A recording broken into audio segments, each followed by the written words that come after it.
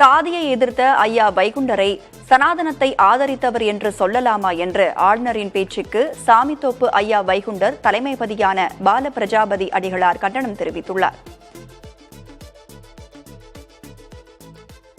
பெண்களும் ஆன்மீகத்திலே பணியாற்றலாம் ஐயாவுடைய கோட்பாடு. அப்ப அந்த கோட்பாடை சொல்ல வந்த வைகுண்டரை அவர் நாராயணருடைய அவதாரம் என்ற ஒரே காரணத்திற்காக அவர் ஜனார்தனத்தை காப்பக்க வந்தவர், ஜனார்தன அப்படியெல்லாம் சொல்லக்கூடாது.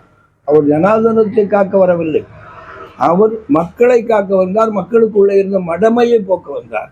யார் ஆட்சிக்கு வர வேண்டும் வரக்கூடாது என்று சொல்லுகிற ஆற்றல் இந்த மக்களுக்கு இருக்கிற காரணத்தினால் ஐயா வைகுண்டருடைய தாங்கள் பதிகள் இல்லாத ஊரே இல்லை.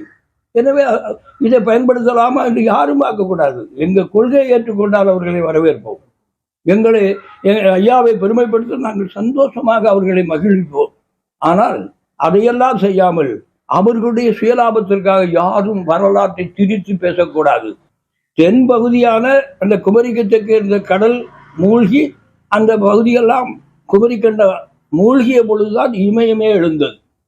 இன்று இமயத்தை முன்னிலைப்படுத்தி இவர்கள் பேசுகிறாரே, இவர்களுக்கு உண்மையான வரலாறு தெரியுமா? கிருஷ்ண பரமாத்மா ஆண்ட துவாராயபதி கன்னியாகுமரி தெற்க இருக்குங்கிறார். நீ எங்கேயோ வடநாட்டில் சொல்லிக்கிட்டு இருந்தீங்கன்னா எங்களுடைய துவாரகை வேறு, எங்களுடைய சிவன் வேறு. தென்னாடு சிவன் நாங்கள். ஆதி 18 வகுத்தானே நீசன் என்று சொல்கிறார் ஐயா. அப்போ அப்படி சொன்ன வைகுண்டரை போய் நீ ஜனார்தனத்தை காப்பாற்றுவதற்கு பிறந்தாரு, மத மாற்றத்தை தடுக்கிறதுக்கு பிறந்தார். மத மாற்றம் ஏன் வந்தது?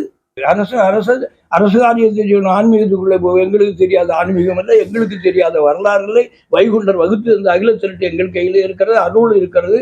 சும்மா தனதாக்கி கொள்வதற்காக, பட்டா போடுவதற்காக இந்த வேலை யார் செய்யக்கூடாது. யார் செய்தால் கவர்னர் அல்ல, யார் செய்தாலும் அதை நாங்கள் வன்மையாக கண்டிக்கிறோம். வரலாறு தெரியாமல் வாய் திறக்கக்கூடாது என்பது எங்களுடைய கோரிக்கை.